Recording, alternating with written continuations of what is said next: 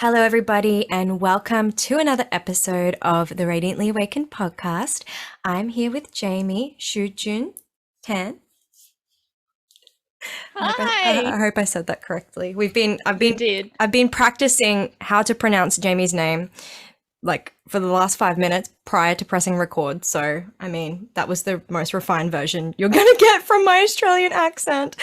But yeah, welcome everybody. I'm here with Jamie, and Jamie is a transformational guide, and she's skilled in so many areas, so many different modalities, so many different things are blended together to produce. I don't know what the right word is, but there's just so many parts of Jamie.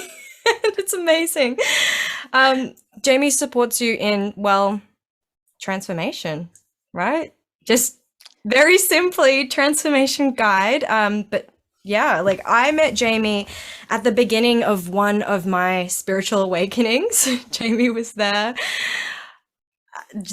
She was my yoga teacher at Kundalini Yoga. It was like my very first class, and Jamie was there, and she's like, "Who hasn't done Kundalini Yoga before?" And I said, "I haven't done yoga before." And she's like, "All right, we're gonna do some weird things."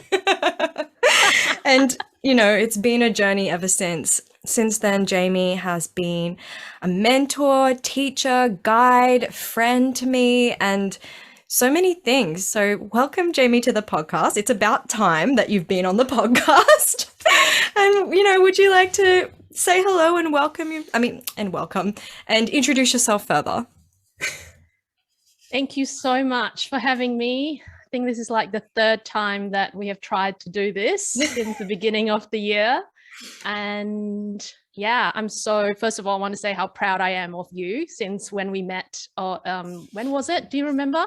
It was I think it was September, 17? October. No, October. I just went to blend October and yoga in one word. Okay, this is my brain today, guys. So I think it was September or October 2018. Yeah. Right. Yeah. Yeah, like I watch you grow and I watch you find your voice, and here we are on your podcast. So it's such an honor. I'm so proud, so humbled. And yes, you want me to further introduce myself? So I am originally born in Singapore, Singaporean Chinese. I've been living in Australia, mainly Brisbane, Australia, over 19 and a half years, close to 19 and a half years. So that's over half my life, and I love it here. And do you want to speak more about like the work that you do in the world and what that is? Because Transformation Guide feels very on point, but also very like leaving a lot to the imagination. So maybe give us a little description of that. Sure. That's something that I've recently, I guess, boiled down to and consolidated because, like you said, I have trained and practiced and experienced in so many different modalities. And when I look back across the last 6 years of being a practitioner, the main thread is always transformation. Initially, I thought it was, nurturance and maintenance, and obviously those parts are inherent within me, my personal life, what I share with others. But the I guess the pinnacle of why people find me, or the timing, precision of timing when they find me, like when you found me, when we met, it's always at a pivotal point in their spiritual awakening or spiritual transition, a significant portal or phase or stage of them awakening to a new part of themselves, to come home to a certain part of themselves, to find and uncover truths that previously wasn't as loud, as amplified, as available, where there isn't space. So speaking of space, a lot of my practice, again, upon reflection, because I've recently, I think the start of this month, 11th of April, marked the 6-year anniversary of when I first saw my first paid client. upon reflection, and I've been doing quite a bit of reflection, looking back at all the things that I have experienced as a practitioner, the spaces I've held, the studies I've embarked on. And it really comes back to spaciousness, helping people find spaciousness. And probably about 10 months ago, close to a year ago, the term self-occupancy landed for me, which really anchored in I guess, a big portion of all the different work that I do guides people to that place, to arrive in spaciousness, in mind, in body, in spirit, in their lives, through their connections, through how they hold themselves up and how they feel in their life, because that's what we're here to do. Otherwise, we wouldn't be alive. So, yeah, and how I go about that, it really depends. I really am a strong, believer in working using an individualized approach rather than a one size fits all, because that has been such a important part of my own transformation and my own healing and my own journey, to be witnessed in that one-on-one individualized space. Yeah, and to give I'm sure you'll ask more about that, but yeah, I can meet people on the physical level. I can meet them if they're wanting to uncover ancestral stories, beliefs, patterns, which we all have in our DNA. I can meet them through body work, through body movement, through emotional release, and also connecting more etherically through the Akashic records and channeling messages from that space, and interpreting what life really is trying to show us, because the information never ever stops. The information is always, there's always an exchange of energy, no matter the person, the relationship, the situation, the bus that drives past your house, there's always an exchange of information. And I can, I guess, reflect upon sessions and see how that, through reflecting that back to clients, has helped them remember a portion of themselves, or uncover or awaken a portion of themselves that wasn't necessarily fully conscious. You just said so many things, and I'm not sure which one I'm going to go into first, whether it be self-occupancy, spaciousness. I mean, there's just so much there. I mean, let's keep going on self-occupancy. Let's dive into that. So for those people who may have a little bit of an idea what that is, what that feels like, why that's important, but they're not quite sure, let's bring it home for them. Talk more about self-occupancy. Okay. So I think in the bio that I sent to you, I mentioned that a lot of my work supports people moving from a place of self-rejection, self-betrayal, self-abandonment, self-avoidance, to a place, to arrive at spacious self-occupancy. So that in itself, in as best as language can interpret energy, that gives you some kind of pseudo linear measure or barometer. And the opposite of occupancy is vacancy. And through my experience, through my personal experience, when I, from a young age, there was always so much seeking outside of self. And there was such a belief and striving that I needed to vacate self, leave home, metaphoric and literal, leave to find the part of me that was missing, or to find the validation that I needed, to find the love and the nurturance, the care, the attention that didn't feel was fulfilled at different parts of life. And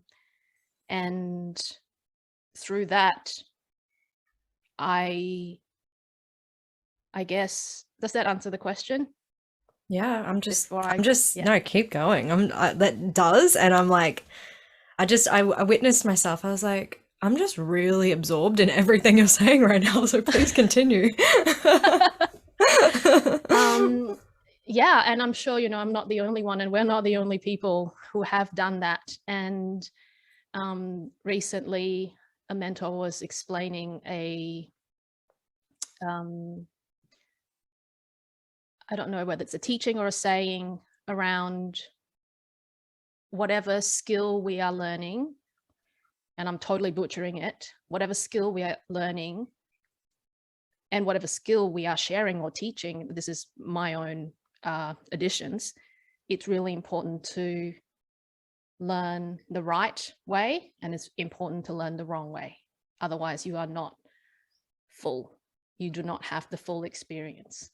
And that landed in me in such, it just gave me, again, it gave me that feeling of spaciousness, of like, okay, right, there is no right way and wrong way. There's no way of looking back and go, that's wrong, I did it wrong, that, I did that wrongly, that was a mistake. And, because there can be guilt, shame, regret, really uncomfortable feelings and emotions and experiences to go through. And I don't know where I was going with that saying, the right and the wrong, both parts. Okay, I know what I was talking about before now. I had to, looking back in my own journey, I feel like I have done a lot of that self-vacating through, again, relationships, friendships, even to give my power away when it comes to working with different trainings and modalities and teachers even. Again, there's nothing, I want to preface that that's nothing wrong with that per se, but also to acknowledge that that is what a lot of us remember is the normal way to do things, for previous generations. That back in the day, that was considered, that was the only way available, given the level of consciousness and awareness and resources in our ancestral lineage. That was the only way, that you follow a teacher. The only way is to be devoted to a teacher, to a person, to a organization, to a religion, a discipline. And the devotion was to that external source to guide someone through periods of awakening and expansion of awareness, and to recognize that the times that we're in, given our highly privileged circumstances, there is actually a choice here, given, again, the level of awareness, the level of resources available, a level of consciousness available that's consistently expanding through the collective, that, wait, I can choose devotion to self instead of devotion to a certain practice. Yes. So what do I want to say? I think there's a brave question coming up, and I feel like there's resistance. One sec. Okay, this is what I'm going to ask. Okay, so the devotion to self. So there's devotion to self, staying in your center, self-occupancy. But then where do you see God, source, spirit, all of that fitting into that?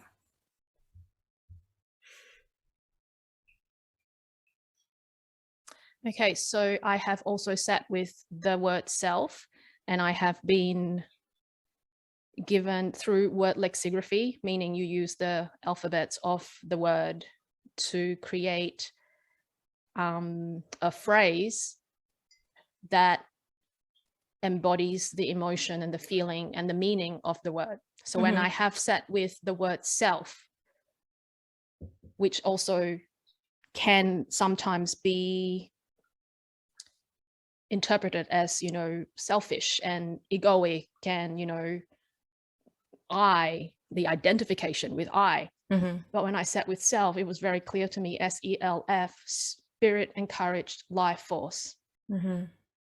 And so I feel like in those 4 words, does that answer your question? Do you feel that answers your question in terms of spirit, God? It's the life force that moves through every one of us, that is consistently moving through us. I mean, you know, as I mean, to give it an analogy, the sun is always shining, always. So energy is always moving through everything, whether it's night or day. The sun doesn't stop shining just because we can't see it through 8 hours a night or whatever it is. Yeah. And so with occupancy, it's there is the greater analogy, like I said before, of like leaving to find self in mirrors, in relationships, which is also like so important, so important, such an important part of the process, I feel, and through my experience. But it could, when we really start to refine the practice of self-occupancy, it's like when you write something, your bio, for example, and rather than tune in with self and go, does this express my heart?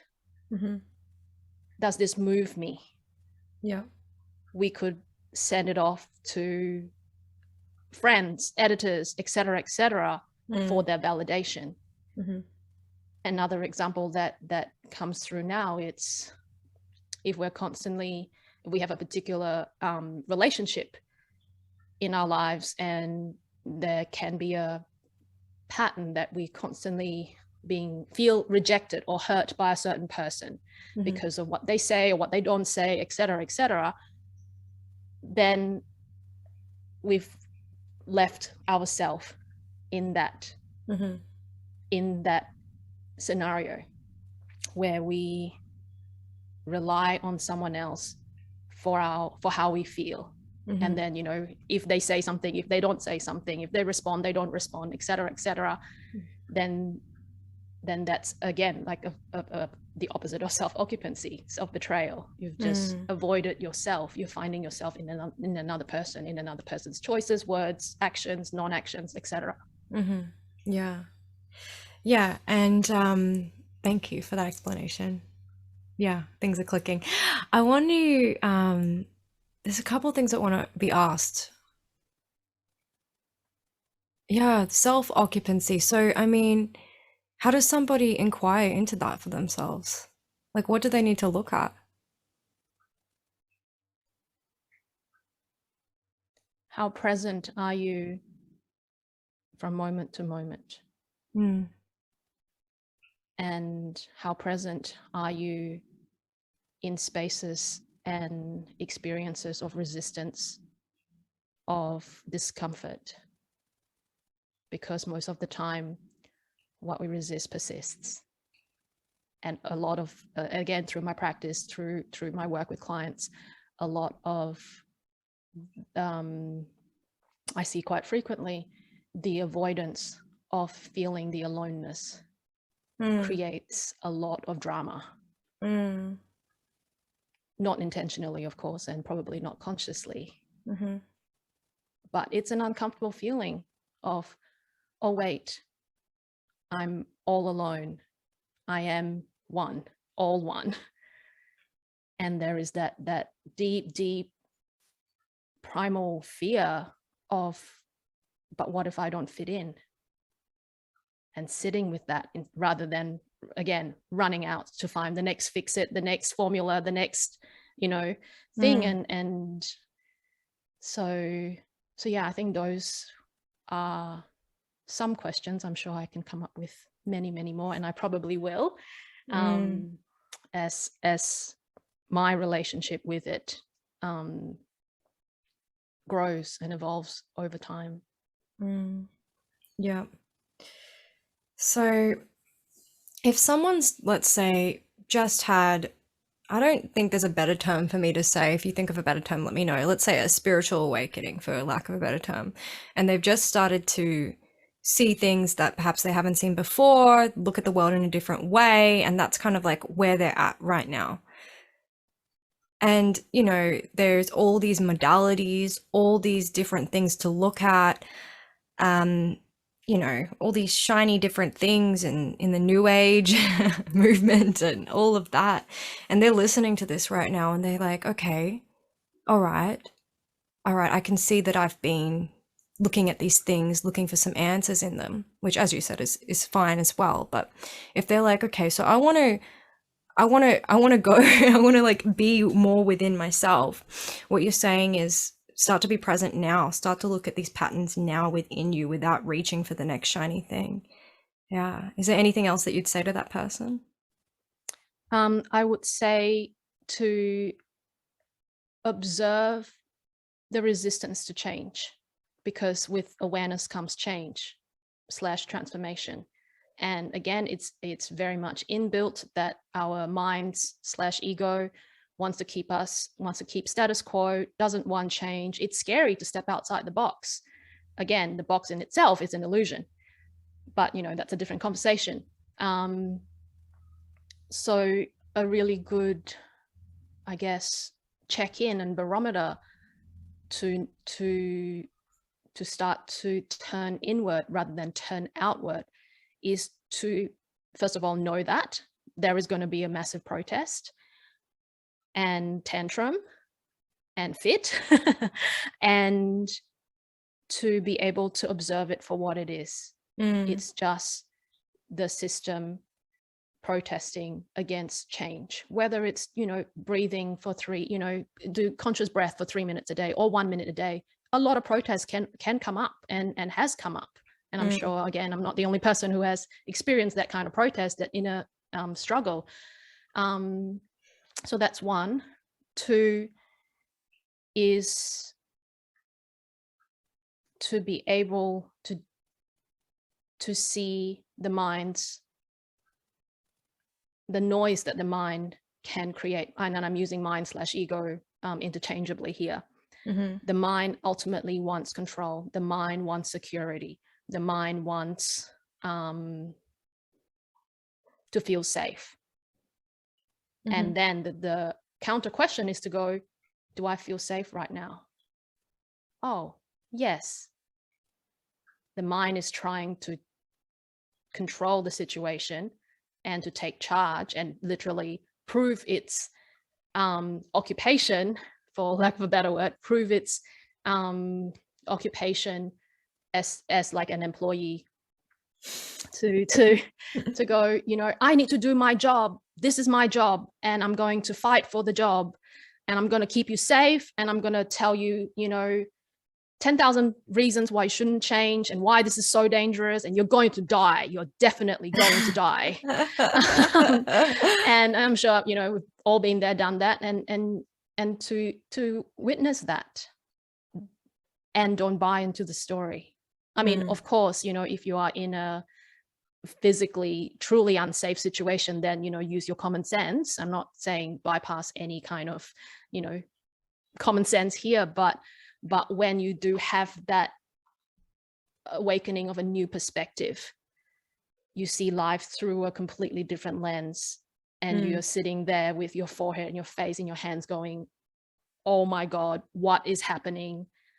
How did I get here? How can I unsee, unknow, unlearn, unhear everything that I've just discovered? There is this almost, I'm just got chills as I'm like trying to get the words out of my mouth. It's quite, it can feel very vulnerable. It can feel shaky. It can feel quote unquote ungrounded. And what I want to point out here is that the ungroundedness, the vulnerability, the fear, the discomfort that we feel really is the shakiness, the vulnerability of the systems and structures of thought that has got us to this place. After we've had that perception shift and that awareness expansion, it is really the mind that feels how do I say this? Yeah, the rawness, the fear that can come up, the discomfort, the shakiness really highlights the shakiness of the systems and structures that we had been clinging onto this whole time. And it's almost like this, we see the scaffoldings just as scaffoldings, you know, when you build a house, the scaffoldings are there, like crucial part of building a house, after which time, once the house is built, you take the scaffoldings off because the support of this structure is now complete. Does that make sense? Oh yeah, it makes too much sense. it's like no, I'll share a little bit as well. Like we had a conversation, I think it was about 2 weeks ago or something now. Yeah. Pretty long conversation about this whole concept of spiritual awakening, ego death, the systems and structures all crumbling down. And that was something that, I mean, I was definitely going through at that time, and I've definitely gone through it before. But this time, I mean, like they've all hit me pretty hard, let's be honest. This time I was quite shaken for a few days, and exactly what you said is exactly what I was going through. And I ended up doing a little live on Instagram about it. And I think during the end of that live, I was kind of like in a place where, I mean, I will share actually the thing that got me back to, I mean, a sense of calm, because my nervous system got really shaken up. I was a really like fighty, flighty, freezy in those moments because my whole world had been, you know, my whole world as I saw it in my mind had been really shattered. And it is quite destabilizing for not just the mind, but the whole body, the system, right? It can be really, can take a lot. And exactly like you said, it feels like you're dying. It feels like you're not going to survive this in a way. Like that's what it felt like for me. And the thing that really, really helped me was taking time away from the rabbit holes, taking time away from all the external things that were getting me away from my self-occupancy, going into nature, turning the phone off, just being with myself, being with, you know, me, nature, God, spirit, the universe, whatever you want to freaking call it. That's what got me through, coming back to this place of simplicity. And I remember in that live, it was kind of like, I think I was on the tail end or just a little bit over. I remember saying in the live, I was laughing. I was like, it's just funny. It's like, all right, so I've gone through this. I'm probably going to go through this again. Probably, you know, with all the stuff I'm doing, I'm probably going to go through it again. Like, you know, it just is what it is.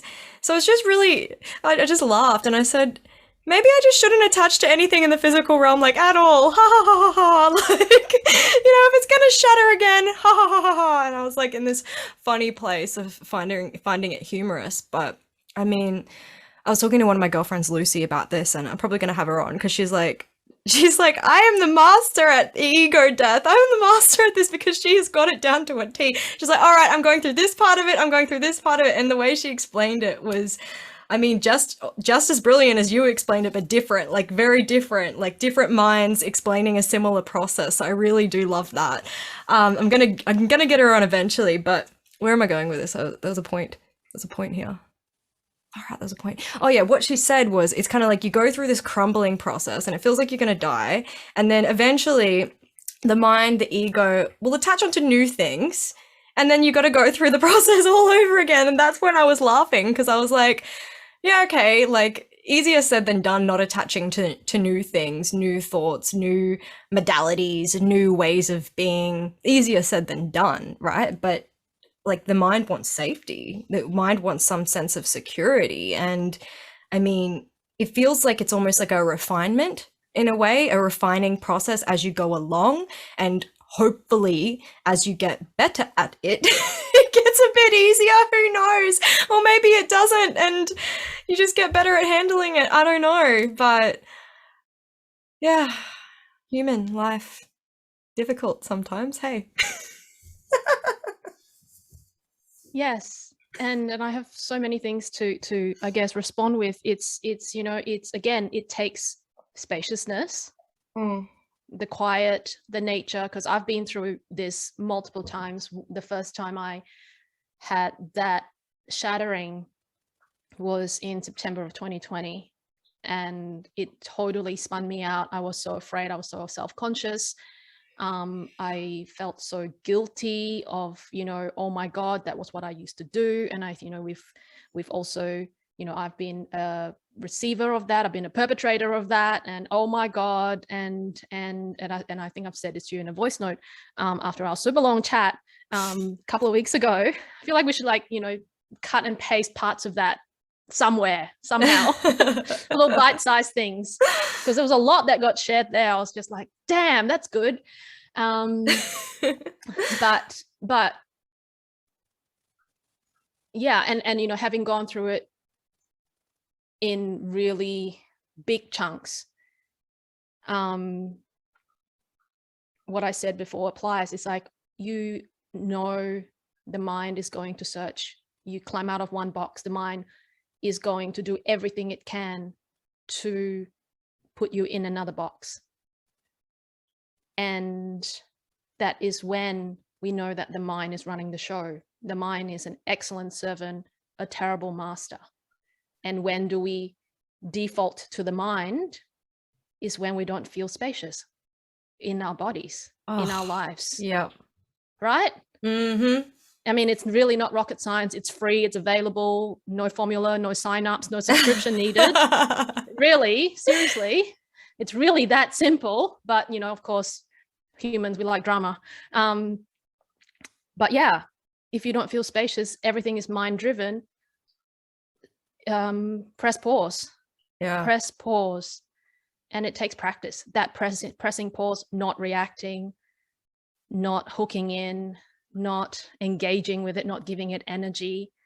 By all means, express frustration safely, scream, shout, cry, punch, again, safely, and kindly. Don't hurt anybody, including yourself. That then becomes the practice of self-occupancy, of how do we go deeper and deeper into this space of arrival within self, of occupying self without without the resistance, without the avoidance, without the rejection. Because a lot of time in when we go through challenging situations, it's like, this person's bad for me, so I'm going to reject them.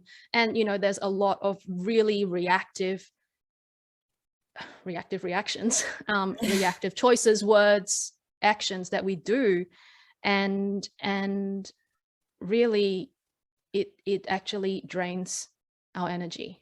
And try it for yourself. And maybe it doesn't drain your energy, then by all means go for it. Do what doesn't feel leaky, what feels fulfilling. And again, come back to the definition of self. Again, as I see it, everybody can create their own, but is this a spirit encouraged life force that's driving me towards that? And I'm pretty sure spirit encouraged life force doesn't necessarily mean having a big reaction or screaming at someone or cutting them out of your life, or so and on that note, if you can tell, I love words, and words come to me. The other end of the spectrum of self is ego. What does ego feel like? Essence getting obstructed. There is a feeling. Again, it's not rocket science. You don't need to sign up. Like, when you feel your essence getting obstructed, that's a little like tap on the shoulder. Hey, what's going on here? That's a good time to go for a walk around the block and just take stock. Yeah. And you can come back and react or respond exactly as you were, but at least you've taken 5 minutes or 3 breaths in the toilet or whatever you need. Yeah, that's really important. As you were talking, something that popped in my brain is something that I've been playing with. I read something, I think it might have been in just some simple, Instagram meme, where we get all of our spiritual wisdom. I mean, yeah, I love memes. But no, somebody posted something like, It's just all about that next most aligned step. Don't think about, 12 steps in advance. Think about the next most aligned step. And I'm like, I was already kind of playing with that before I saw it. So that's why it really clicked, because it put into words what I was like doing with my energy anyway.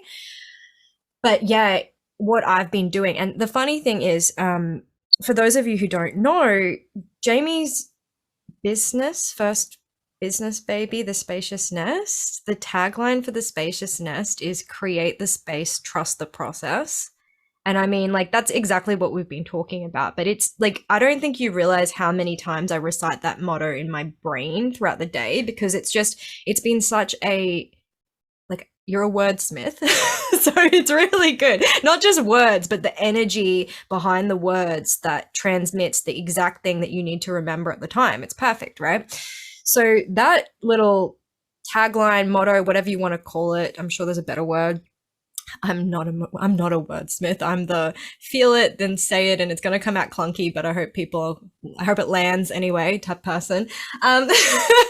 Anyway, so that's been really, it's been something that I've just had to keep reminding myself, because exactly like you said, when there's no spaciousness, that's when you're in the mind. And when the mind's running the show, it's not the self, the spirit. What is it? Spirit, encouraged life force. Exactly. Versus the essence getting obstructed. Is that right? Yeah. Yes, I remembered. And that it's just such a perfect way to describe it, because it's like, all right, this is how it feels for me. So everyone has their own process, but I'm just going to say how it feels for me, because it may land for some. Great. Creating the space, the thing is, in society, you get told that, you need to operate by the mind. You need to go, go, go, go, go. You need to do this. You need to do that. And that's just how we're brought up. We're brought up in this overload of information age where, our ancestors, they didn't have access to all this information. They didn't get their nervous systems freaking blasted. They would just, gather in their vegetables. They might be hunting like, different animals and whatever, they did back in that age. Versus now, where it's like we're just getting like absolutely smashed by Instagram, social media apps, billboards, people talking to us, constant. So we're getting slammed, right? So we're in this place of operating from our minds, because if you're getting slammed with so much information, generally you're not going to be in your body. Generally, you're not going to be in spaciousness. Like, you can't. It's almost impossible unless, if you. I haven't come across anybody who's been able to, hold so much information and still operate from a really spacious place. So, all right, where am I going with this? So what I've been really practicing is this practice of creating the space, which is also, part of it is emptying out of the information, emptying out of the need to do this, the need to do that. And from that place where you really get into, okay, I'm not going to fill my day up with a zillion appointments. I'm going to create this spaciousness. Then you can start to observe what the mind does and the mind's tendencies to want to do this, or, I need to plan this. I need to, and then it's like, okay, then you have a choice, right? You can follow the mind, or you can keep creating the space. Keep creating the space and trusting the process, because eventually, if you create enough space, then you're going to be rooted in your body. Then you're going to hear or feel or connect with that next most aligned step. That next most aligned step is not going to come to you when you're in the mind, in the mind. I don't know if this is going to come across good in the podcast, all these noises, but that is exactly like what it feels like. You're firing on all cylinders. You're going from the mind. It's ungrounded. And it's like, do you really think from following this mind-based ego essence getting obstructed place that you are building yourself up, you're building your capacity up, you're making the most aligned decisions, you're really following that path that feels like it's leading you to that place that you want to be in your life, like that place of spaciousness, that place of peace, that place of joy, that place of passion, that place that brings you to the places that you want to be. It's not without pain though. You can't bypass that's just part of life, because there's the pain of loss, the pain of leaving things that from that spaciousness, it's like, that they're not aligned with you anymore. So, I mean, where am I going with this? Yeah. So in summary, I've been creating the space. I've been trusting the process. It's been very nice. And I've been I've been taking the most next aligned step, and when I can't feel that next most aligned step, then I just create more space, because eventually it will come. It's just you need to be in a place of deep listening. Yeah. That's my tangent. Yeah. No, that there's a lot of wisdom in there, and I, 1000% agree. And I just want to touch on a couple of things that you mentioned around the pain and the challenges, and like asking what the next most aligned step is, and then also, the idea that we are going somewhere, because that in itself is the mind speaking again. Oh, Where are you going, really? Where do you really want to go? Where do you think you're going? oh my God. It's so easy, isn't it? It's so easy It's to fall. very easy. It's very easy. And I'm not wronging anyone or, disciplining anybody, but just to point it out. And it is through spaciousness that we get to acknowledge the truth, what resonates. Mm. And sometimes the truth can hurt. And I want to preface this, not hurt us or not really hurt our hearts. It hurts the mind/ego, because it's basically saying, I'm sorry, you're not the master. That role of mastership is now redundant. And we all, I've been made redundant in my life 5 times by employers. So I know what that feeling is like, to be made redundant. And really, that was the best, training, I guess, real life in-person training of the perceived rejection of being made redundant. But really, the perceived pain and struggle and hurt and rejection and, oh, poor me, all the things, is really the mind having a reaction, having a tantrum of saying, no, you cannot have ice cream for dinner. No. And then, the child mind, ego, whatever you want to call it, will have something to say about that. And it's just, learning again. It's so simple, so simple. And then that comes the question of, so what do I do with myself if I don't have anywhere to go and nothing to achieve and nothing left to identify with? What happens now? I'm going to let you feel that.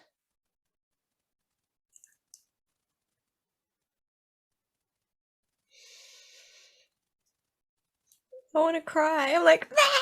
My mind's like, ah! It's like too much. Hey, it's the same. It's not the same. It's different. It's different to being alone. It's the different to the aloneness, but it's almost like on a similar wavelength in a way. It's like, it's death and openness and nothing. Yeah, that's still your mind.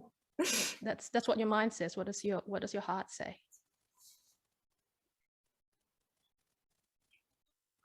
Or feel? Liberated. There's nothing to worry about. Exactly. Yeah. We're free now. Exactly. Exactly. Exactly.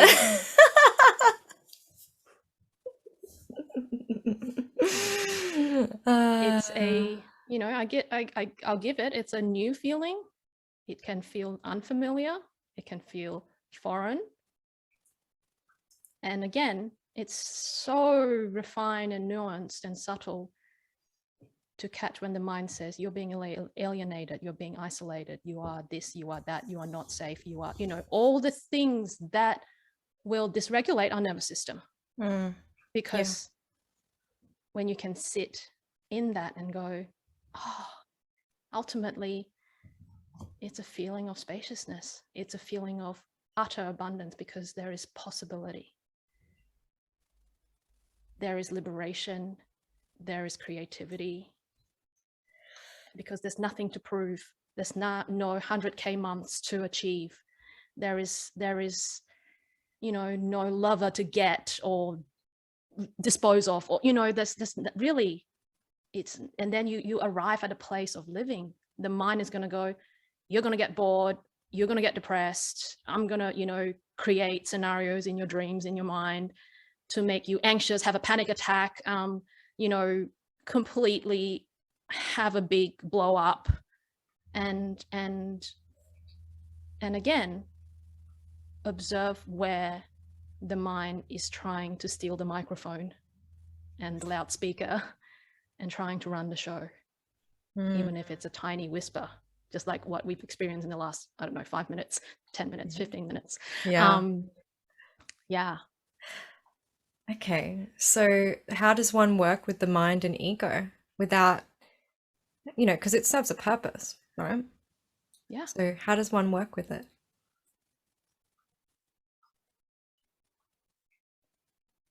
Well, if you were to go and, you've got an empty fridge, you've got to cook dinner, you go, okay, I want to cook, pumpkin soup. You get the mind going, okay, pumpkin soup, what ingredients do I need? You put the mind to a task, vacuum the floors before clients arrive. There's so many things a mind could get employed to do, to occupy the mind. There's living things like nourishment and just really mundane living things like, oh, I need money, I'm going to find work, I'm going to create work. And then you create these situations, and then you tune in, you're like, does this feel like spirit and courage life force, or does this not? And then watch the mind, if the mind creates a story around it. You shouldn't work here because you are this and that, all of the noises, to be able to see it for what it is and don't buy into it. Oh yeah. I can vouch for that. Like, even where I'm working at the moment, it's like my mind was like, you're gonna get bored, this is not gonna be good, I'm like, yeah, well, it's actually really perfect for me where I am right now. Like, it's serving me for now. So I mean, exactly. Yeah. Until it stops, and then you pivot. Yeah. Pivot. Yes. That word. And recently I was again texting a friend, bless my friends, they just, particularly one friend, Kate, if you're listening to this, thank you, Kate, being in my life. She gets like she receives so beautifully the brunt of all of my aha moments and truth bombs and concepts, the concepts around pivot and persevere. I think I read this on your story. Did you post it on your story? Yeah, I did. Yeah. Mainly for me, as a reminder. At some point, I take screenshots of these things going, oh, that's a gem. Oh, that's a gem. For me, for future me. Of like, sometimes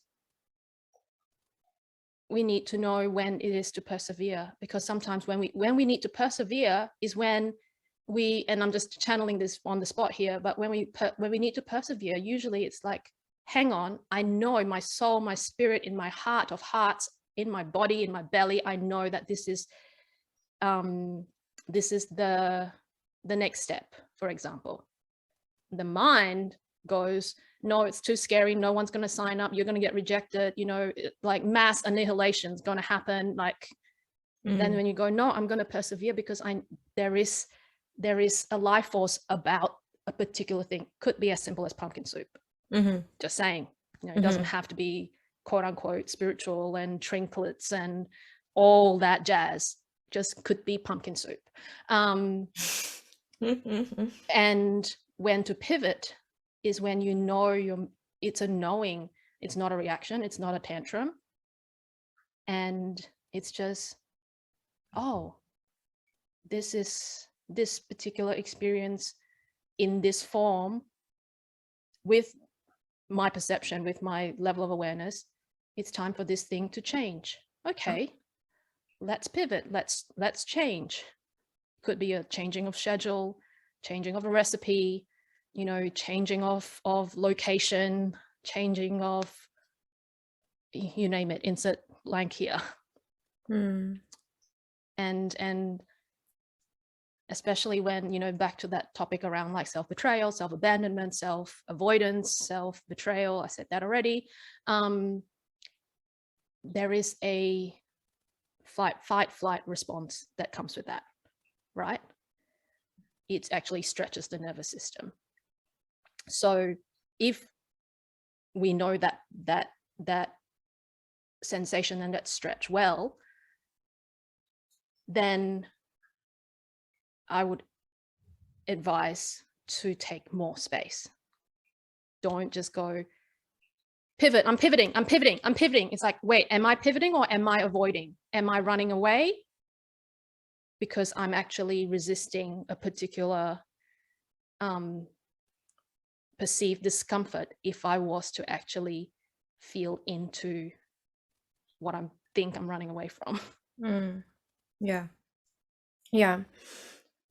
And like what's coming up for me is thinking about how I used to make decisions. Like I think probably around the time I met you towards the end of 2018, when an idea would come to me, I would just be like, okay, well, this is the next thing, and I'm just gonna go do it. And I, you know, completely annihilated my nervous system. It's like, okay. And then on the other end of it, it's like I had to pick up the pieces, right? Whereas now I find myself getting an idea. And sometimes it's like, okay, this is something I act on now, right? And then sometimes it's like, oh, I don't know about this. You know, I'm gonna let it marinate for a bit. I'm gonna feel into it. I'm gonna, you know, see what happens and see what other pieces of the puzzle come to me. Like, you know, I'm not going to just make that decision right this second. I'm gonna wait and like really like brew it up and feel into it, and then I'll know when that moment is that I either need to make the decision or something will happen, and then I'll know then, you know, or then it will naturally unfold rather than me having to go around and make so many different choices that are completely like, you know, like I had to go through that before to know what that was. You know, I had to, you know, quit my corporate job without too many savings based off, you know, pulling a freaking card and listening to a podcast where I'm like, okay, I'm doing it, you know, and I'm like, I had to just dive deep into the unknown to know, oh crap, that's not how I do it. That's not how you do it sustainably. Yeah. So I get that. Yeah. And it, aren't you grateful you also did it? I mean, yeah. Because you wouldn't have experienced what you have, and you wouldn't have learned what you have, and you wouldn't be who you are today to then share from this place to one person in the future or now, to go, oh, actually, I'm just going to sleep on it for just one night before I make that similar this type of decision.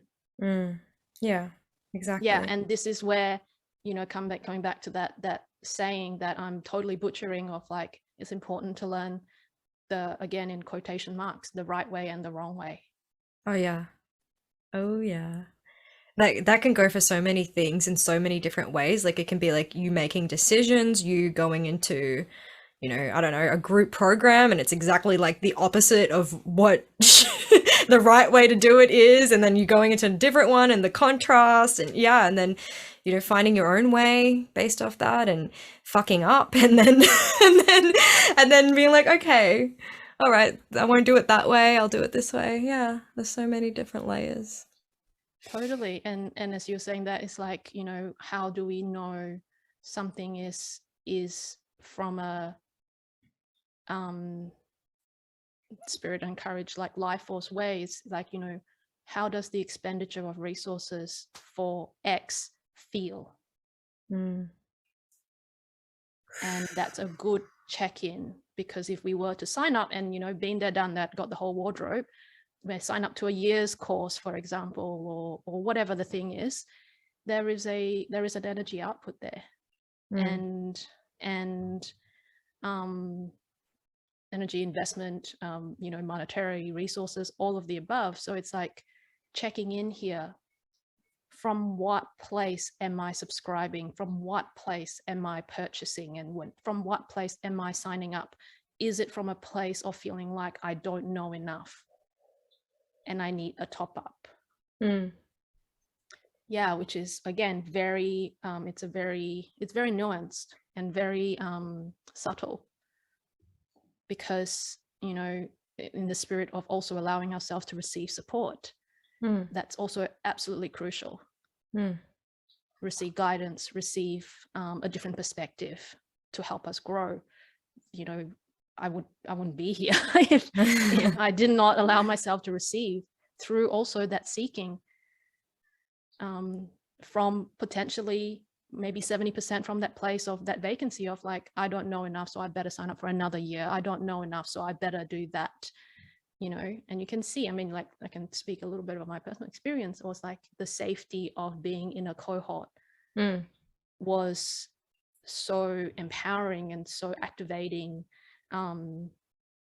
throughout a period of my life and throughout the period of my practitionership, to feel I want to say a false sense of belonging, because I didn't really know that through my own personal experience. I didn't get to really experience what I was seeking to experience in terms of belonging. And when I've signed up to various cohorts of many things, I got to a sense of what that can feel like. But eventually I started to, as my awareness and consciousness evolved over time, I could see that that was actually a little hidey hole, a little safety blanket of, as long as, you know, I'm paying the monthly subscription to this ... And really, it's like, what is there really? What am I receiving here? It's another habit of that energy expenditure of like leaking, leaking of vital energy, the shadow side of love. Oh, interesting. It leaves one very empty. That's so good. One thing I'm getting is that you kind of really don't know that you don't need something until you remove it as well. Like for me, I had all this, like these daily practices that I used to do, and all these things that I was leaning on. And I kind of just thought I needed them until I stopped doing them. I'm like, oh, actually, I'm fine. Yeah, I don't really need that. That was just something that was keeping me on that hamster wheel of thinking I needed to fix myself. Exactly. And, you know, and I've shared this with you as well, and on Instagram, that there came a time, it was just right after we had the, you know, devastating rains and floods in Brisbane. It's like a week out of that catastrophic event. My computer just went kaput, and nothing was backed up, or it was backed up only to a certain date because my iCloud was full. And it was like, you don't need all of these lectures, you don't need these books, you don't need these downloads, you don't need this PDFs, all of these things that I didn't necessarily used and followed and practiced every single day. But I needed to download the gigabytes upon gigabytes of screen records, etc., of things that really are redundant. Oh yeah. And I want to also say that there is a lot of positives that come from these resources and tools, because to a mind who is still, you know, still grasping quite strongly on needing structure, if I don't have this, and, you know, we all go through different periods and different phases and different cycles throughout our life, sometimes it's important to have that. Yeah. Rather than go cold turkey. Oh yeah. You know, overnight. And those things actually, like with yoga, with meditation, with body work, you know, I'm just naming all the things that I offer and practice myself and receive myself, writing, journaling, talk therapy, etc.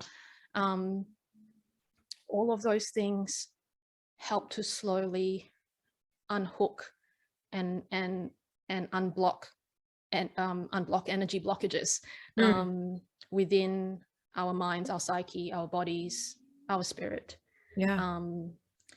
to again come to that place of spaciousness.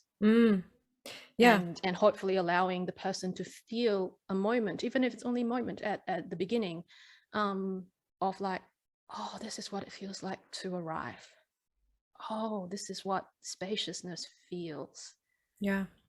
And the world didn't crumble inward, and I'm still standing. In fact, oh, I'm standing taller. Wow, my face looks 20 years younger.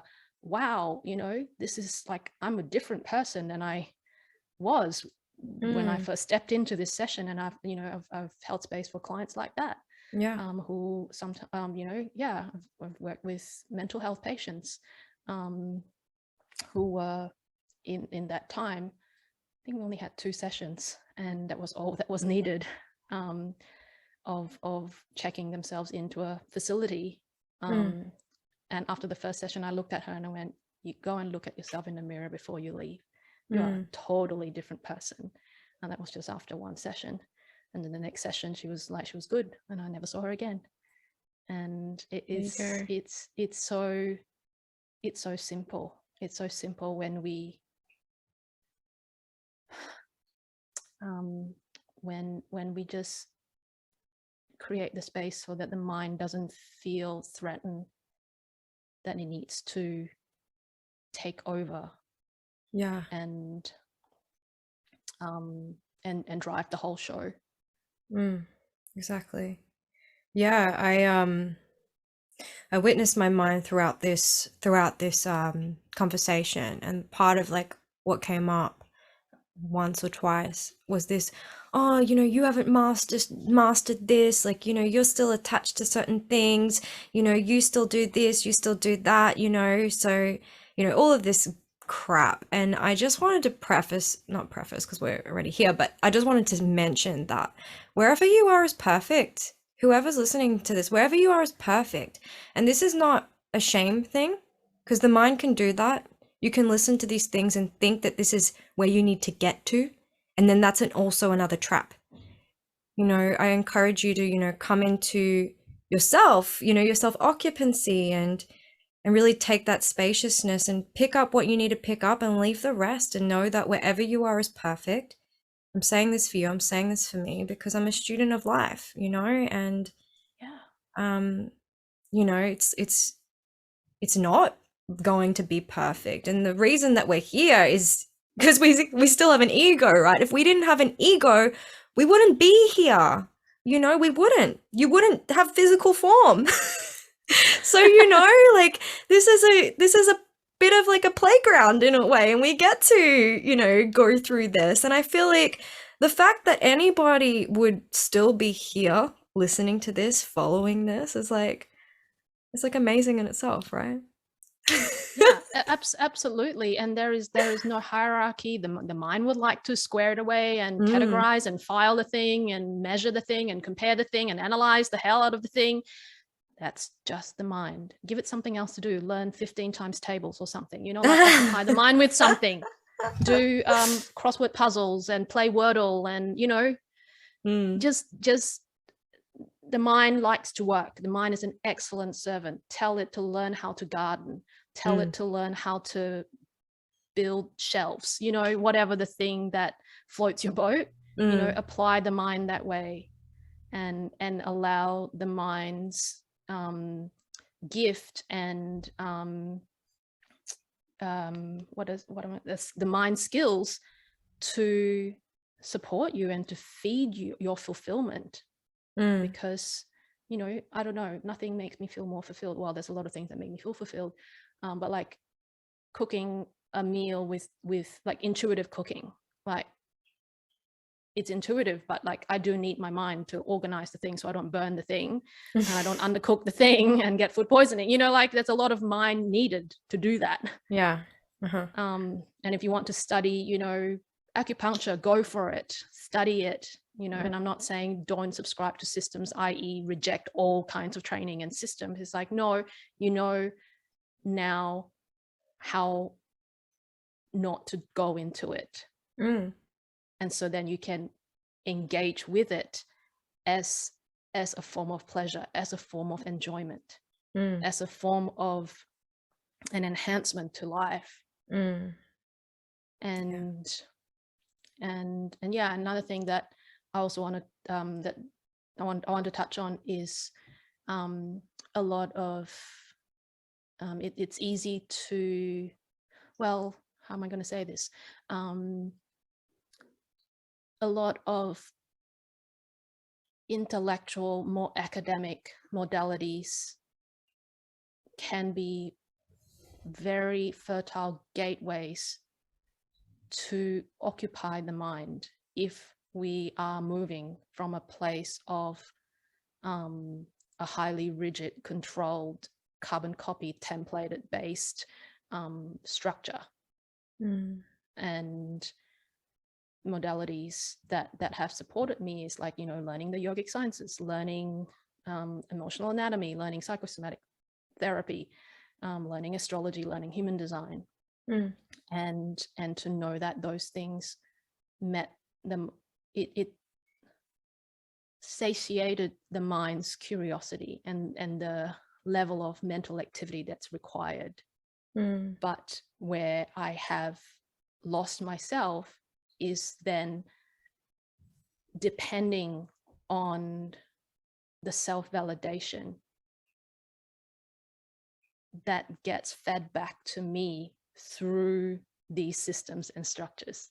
And then that in itself becomes a, it becomes a unhealthy relationship, because again, you're outsourcing that validation. And it's like, hang on, who is requiring the validation? Oh, that's right, the mind. The mind's identification with self, with a false sense of self. Yeah.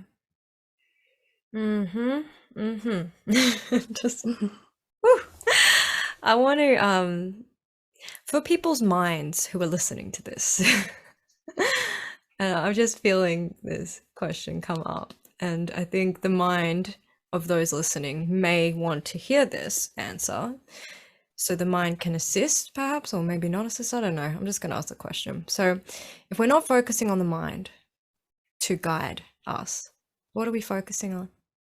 Where do we access that other, not other, where do we, what, okay, I'm just going to shut up. And I think the question has been asked. Has the question been asked? Did that land?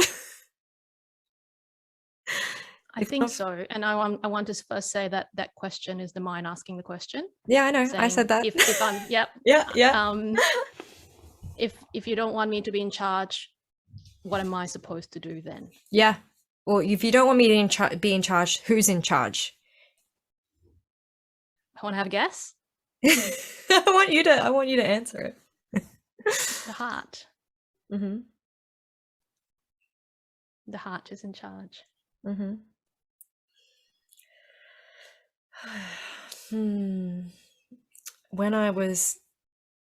my mind was writing down questions for this, it wasn't coming through. Nothing was coming through. I told you, I wrote down like 3 things that I haven't even looked at yet to satisfy the safety of the mind. And it makes sense that nothing was coming through. And it was talk to Jamie about what she loves, talk to Jamie about the heart. And I was like, that doesn't make sense now, but I know it's going to make sense as we continue on throughout the conversation. And I mean, you just can't make this shit up. No, exactly. And yeah, it's like you drop into the heart, and that can mean different things for different people. And it's, I want to also say it's also quite cliche sometimes. It's on the Hallmark, Christmas card. And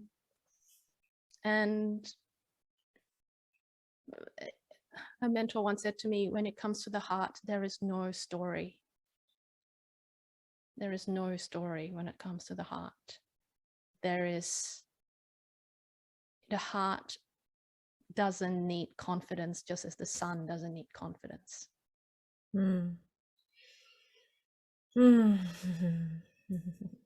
there is like radio silence. and that's when you know you've touched it.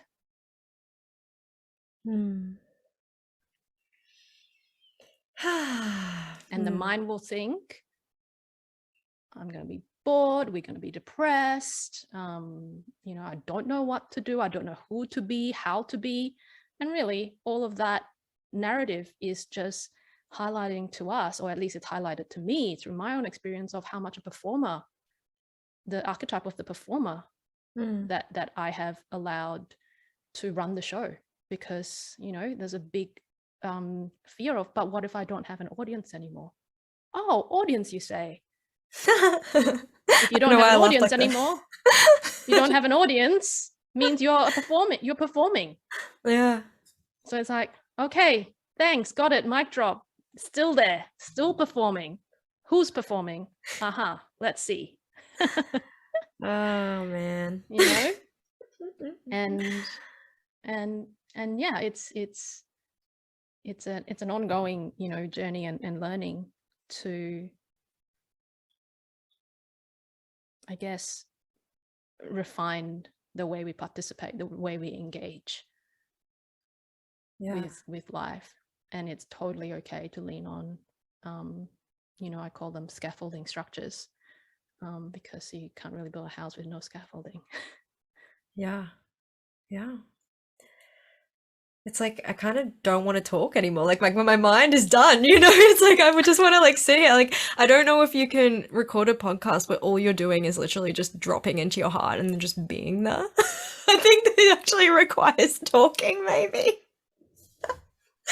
Oh, we could allow for some spaciousness, seeing we've talked about that the whole time, to again invite listeners, and whoever's tuned into this now or the future, to take that space, and to give them a little taste. And this is not going to be forever. We're going to be here for X number of minutes, and if it's safe and you're not driving and you're not operating heavy machinery, or crossing a road, yeah, maybe just tune in.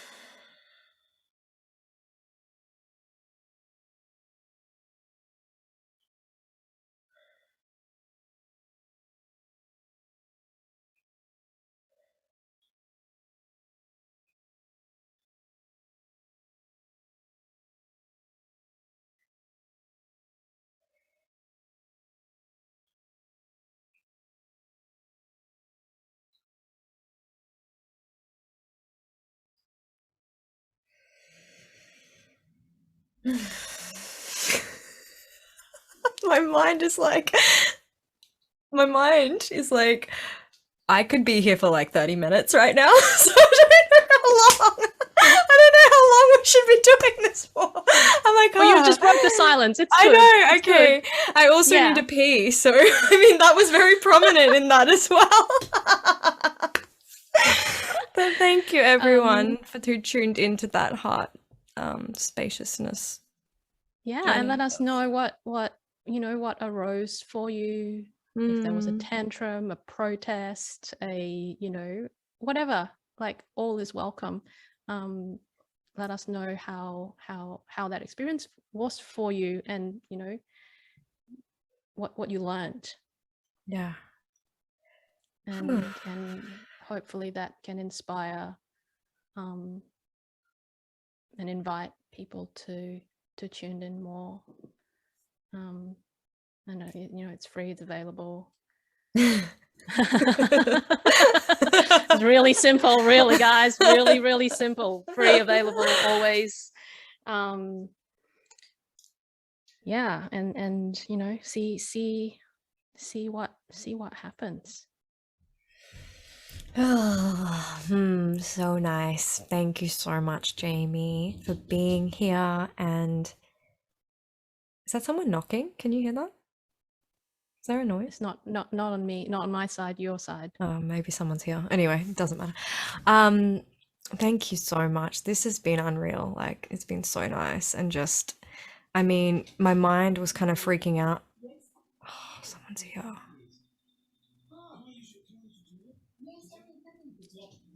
How weird is that? Someone's coming here to use the toilet.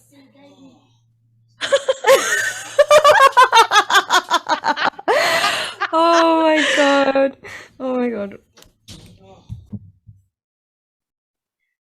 Yeah, thank you, everybody. There was a visitor who wanted to use the toilet at my house. So, where was I? Thank you so much, Jamie. This has been such a beautiful podcast episode. And I mean, I know everyone would have got something from it, if not so much from it.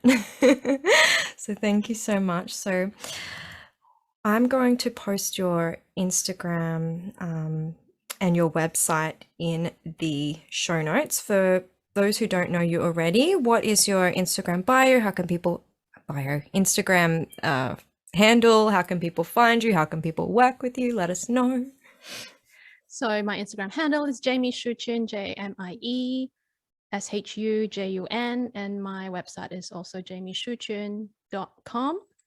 And yeah, you can book in a transformation guidance session with me. You can also receive a Akashic record reading with me that Amelita has received, and we talk extensively in a IG video. You can link that in the bio, in the show notes as well, of how that was on the other end. That's a really beautiful, a lot of information comes through for that.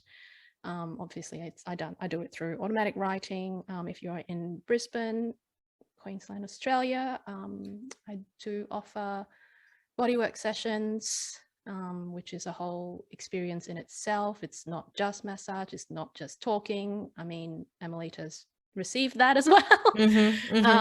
It's I don't know, it's quite magical. And it's, you know, full presence, deep listening, and very efficient in unblocking energy blocks, identifying and and releasing energy blocks within, you know, the whole system. In fact, all of my work, whichever gateway you enter from, that's really the heart of what I do, is to, again, release blockages, create space. And yes, many other things are slowly, well, not slowly, very quickly landing, and I am intentionally taking time to incubate them and not fly off the handle and do trigger launches left, right, center, as I have been known to do. But yeah, I'm really looking forward to expanding this work, and, you know, with self-occupancy at the heart of everything. So yes, stay tuned. Yes, and I can vouch. Oh, Jamie's work. It is not like, if you're in Brisbane and you feel called, I mean, it's not a body work session. It's like a full-on, like, transformative. The word, it's not, ritual isn't the right word, but it's something. Like, I remember my last one, it was like full on. It was just like a full on process, and like about like reclaiming power and all the things. It was really cool. Yeah, really awesome. It's hard for me to even put to words, because, you know, I'm in it. Yeah. But if you want to get I don't know, wrap your mind around it, go to my website and read the testimonials on the body work or emotional release or anything else. Yes. Do you want to tell listeners what we're doing after this? Oh yeah, so we're going to a bathhouse. I don't know much about, I've never been to a bathhouse before. So after our last chat a couple weeks ago, I was like, let's catch up, like let's go for a beachfront walk, and Jamie was like, oh, have you been to a bathhouse before? I'm like, no. So it's going to be a new experience for me. I'm excited. Yeah, me too. I haven't been there in the evening before. So Okay. looking forward to just relaxing and basking. Yes. So it's so strange. I'm going to be seeing you really shortly. I know, like in person, because I'm like, I think I'm the first person on your podcast that actually lives in the same city as you. Yeah, I think so. I know. And I so wish maybe next time we can like actually record in person. Yeah, for sure. Yay. All right. Thank you so much, everybody, for tuning in. Thank you, Jamie, for being here. Go check out her website, her Instagram. Fly to Brisbane if you're not here and get a bodywork session. What do you call them? Are they called bodywork sessions? I think I've like simplified it to just transformation guidance and bodywork. Okay. There you go. Or transformational bodywork or session with Jamie. Love it. All right. Thank you so much, everybody. Until next time.